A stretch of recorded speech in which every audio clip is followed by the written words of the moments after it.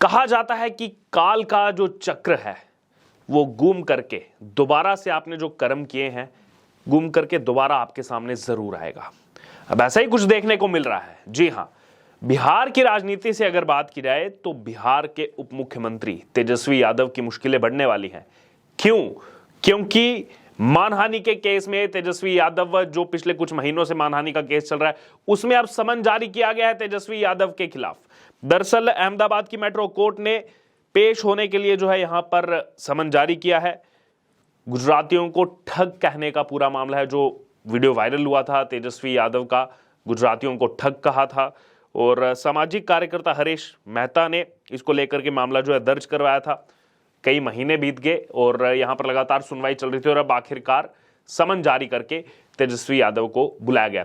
देखिए, जो मैंने काल चक्र की बात की है दरअसल इसलिए क्योंकि जब से खबर आई है तब से तमाम जो नेता हैं आरजेडी के या फिर जो समर्थक हैं तेजस्वी यादव के, उनकी तरफ से जो है कमेंटबाजी की जा रही है सोशल मीडिया पर कि 24 चुनाव आ रहा है, जानबूझ करके ये सब किया जा रहा है, गुजरात में ही ये क्यों हो रहा है, तेजस्वी यादव के खिलाफ जानबूझ करके जो है साजिश रची जा रही है।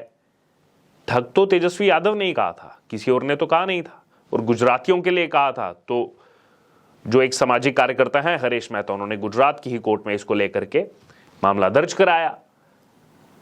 और दूसरी बात, आज यहां पर तेजस्वी यादव के लिए कहा जा रहा है कि वो तेजस्वी यादव जो है नहीं डरेंगे, वो सामना करेंगे, डटकर खड़े रहेंगे, ये कोर्ट वगैरह क्या उनका रास्ता रोकेगी।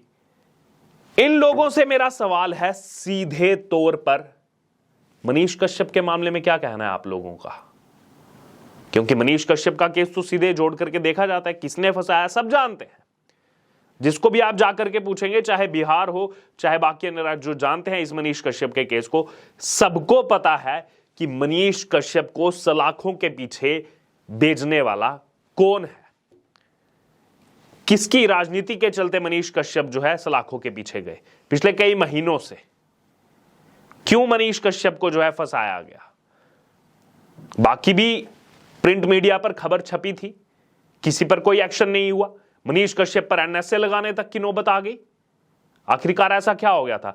और जो खुद इनके बोल हैं, वीडियो हर जगह सोशल मीडिया पर वायरल है, जो गुजरातियों के लिए तेजस्वी यादव ने कहा था, और अब जब उसमें मानहानि का सामना करना पड़ रहा है तो अब बड़ी बड़ी बातें याद आ रही हैं, 2024 याद आ रहा है।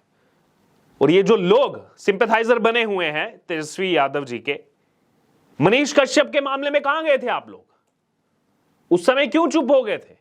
मनीष कश्यप को देख करके नहीं लगा आपको कि मनीष कश्यप को फंसाया जा रहा है? और तेजस्वी यादव को तो लीगल मामला है पूरा, संघीय ढांचे को लेकर के जो है यहां पर आपस में प्रांतवाद जो है फैलाया जा रहा है, क्षेत्रवाद जो है वो फैलाया जा रहा है। पूरी खबर आपको बताता हूं दरअसल कि ये पूरी कहानी क्या है। दरअसल मानहानि केस में अब तेजस्वी यादव जो है वो, और ये मामला जो अब बताया जा रहा है कि गुजरात में ही क्यों, अभी क्यों, ये मामला बहुत पुराना चल रहा है। दरअसल कोर्ट ने शिकायतकर्ता द्वारा रखे गए तथ्यों को मानहानि मामले के लिए पर्याप्त माना है और अहमदाबाद की मेट्रोपॉलिटन कोर्ट ने तेजस्वी यादव को 22 सितंबर को कोर्ट में पेश होने के लिए समन जारी किया है।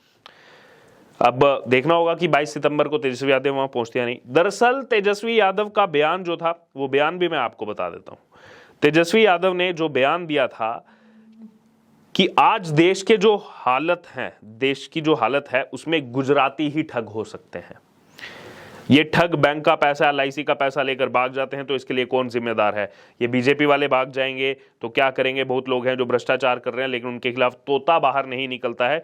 तेजस्वी ने अपने बयान में सीबीआई और ईडी को तोता कहा था। सीबीआई और ईडी को तोता तो कहा ही था, साथ ही साथ सीधे तौर पर गुजरातियों को ठग कहा था।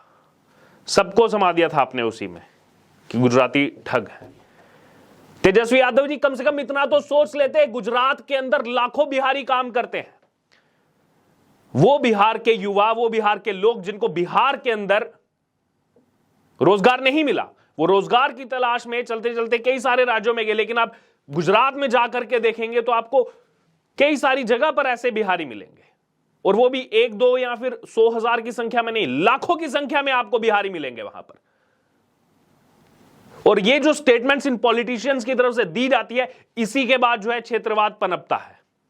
इसी के बाद जो लोग वहां पर काम कर रहे हैं उनको वहां पर डिफरेंसेस के नाते देखा जाता है, अलग अलग राज्यों में उनको वो कॉन्सिक्वेंसेस का सामना करना पड़ता है इन पॉलिटिशियंस की कमेंट की वजह से। जिस गुजरात में इतने लाखों बिहारी काम कर रहे हैं और उन्हीं गुजरात वासियों के लिए आप कह रहे हैं गुजराती तो ठग हैं सब। स्टेटमेंट दे देनी है पहले, बाद में जब मामला दर्ज होगा फिर आ जाएंगे यहां पर इमोशनल कार्ड खेलते हुए, देखिए 24 चुनाव आ रहा है इसलिए हमें फंसाया जा रहा है, अब हमारे पीछे पड़ गए, राहुल गांधी के बाद हमारे पीछे पड़ गए। अरे बोला क्यों था, क्यों ये कमेंट किया था? बिहार के उप मुख्यमंत्री हैं आप,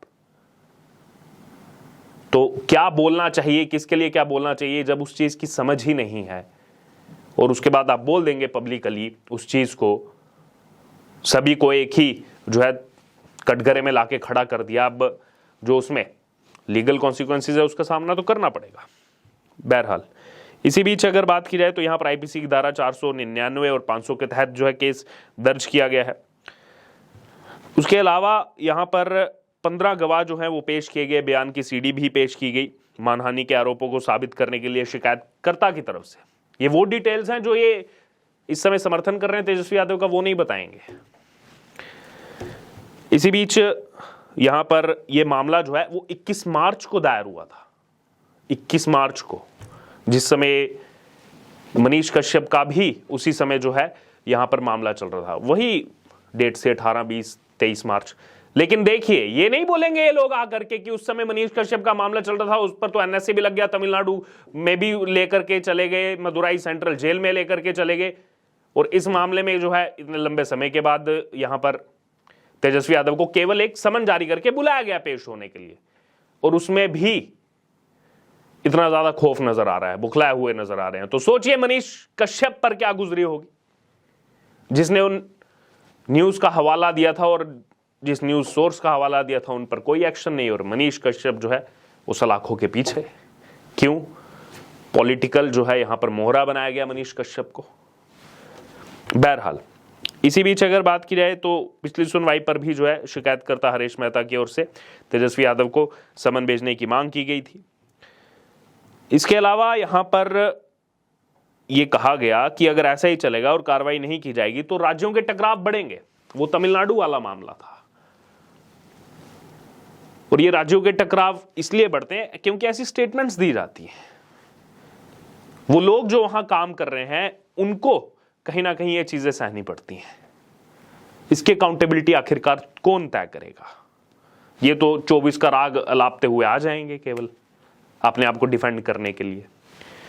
बहरहाल जब राज्यों का टकराव बढ़ेगा ये तो संघीय ढांचे के खिलाफ हुआ और इससे देश की एकता भी कमजोर होगी। ये लोग तो बड़ी बड़ी बातें करते हैं, हम देश को बचाने निकले हैं, INDIA देश को जोड़ने ही निकले हैं, जुड़ेगा भारत, ये थीम इनकी चल रही है INDIA की आजकल, भारत जुड़ेगा। क्या ऐसे जुड़ेगा भारत जब राज्यों में इस तरीके से टकराव की स्थिति पैदा की जाएगी? दूसरे राज्य के लोगों को, तमाम पूरी जनता को एक कटघरे में खड़े करके इस प्रकार की भाषा का इस्तेमाल किया जाएगा। क्या ऐसे जुड़ेगा भारत?